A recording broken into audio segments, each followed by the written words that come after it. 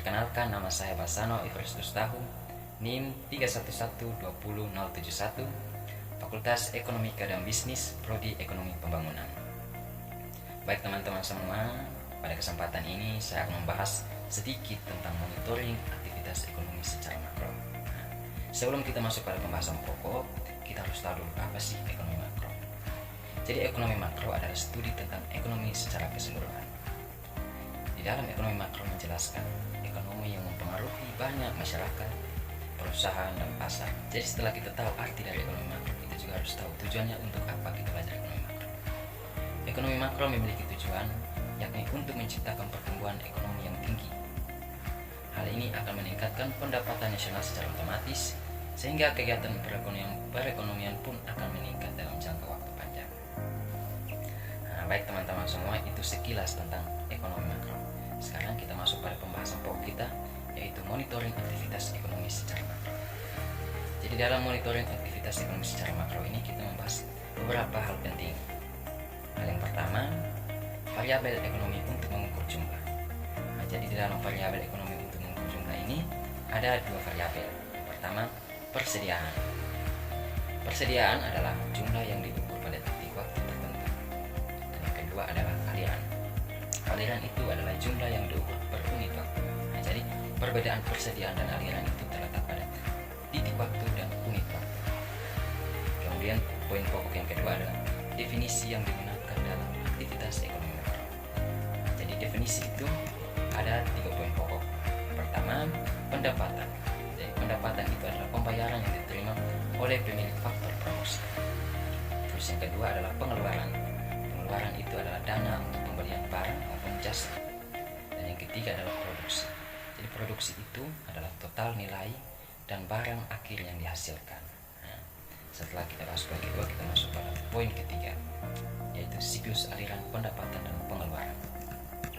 Di dalam siklus pendapatan dan pengeluaran ini kita membahas beberapa hal. Yang pertama, perekonomian sederhana. Di dalam perekonomian sederhana ini terjadi sistem yang sangat sederhana, yaitu melibatkan rumah tangga pembeli dan rumah tangga penghasil. Jadi rumah tangga pembeli yang dimaksud adalah konsumen dan rumah tangga penghasil yang dimaksud adalah produsen. Yang kedua adalah perekonomian sesungguhnya. Jadi perekonomian ini hampir sama dengan perekonomian sederhana. Hanya yang membedakannya adalah di dalam perekonomian ini terdapat tabungan atau investasi dalam perusahaan. Terus yang ketiga adalah aliran perekonomian. Aliran dalam perekonomian 3 faktor. Jadi aliran dalam perekonomian 3 faktor ini merupakan perekonomian yang meliputi kegiatan 3 sektor. Jadi sektor yang pertama perusahaan, kemudian rumah tangga, dan pemerintah. Jadi dengan demikian, dalam menganalisis perekonomian 3 sektor, pada hakikatnya akan diperhatikan peranan dan pengaruh pemerintah atas kegiatan dalam suatu perekonomian. Poin keempat itu adalah aliran perekonomian dalam 4 sektor. Jadi setelah kita membahas 3 sektor, kita juga harus membahas 4 sektor. Jadi aliran perekonomian dalam 4 sektor ini merupakan perekonomian yang terdiri dari 4 sektor. Sektor yang pertama rumah tangga, perusahaan, pemerintahan, dan luar negeri. Jadi di dalam aliran ini terjadi kegiatan ekspor dan impor dengan negara-negara lain. Setelah itu kita masuk pada poin pokok yang keempat, yaitu mengukur aktivitas ekonomi secara makro. Jadi poin keempat ini berkaitan dengan pembahasan pokok kita. Jadi dalam poin keempat ini kita membahas beberapa hal. Tapi sebelum itu kita harus mengerti dulu.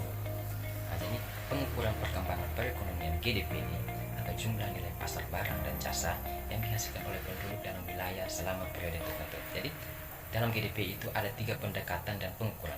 Pendekatan yang pertama adalah pendekatan pengukuran. Jadi pendekatan pengukuran ini adalah jumlah total pengeluaran penduduk suatu wilayah dalam periode tertentu.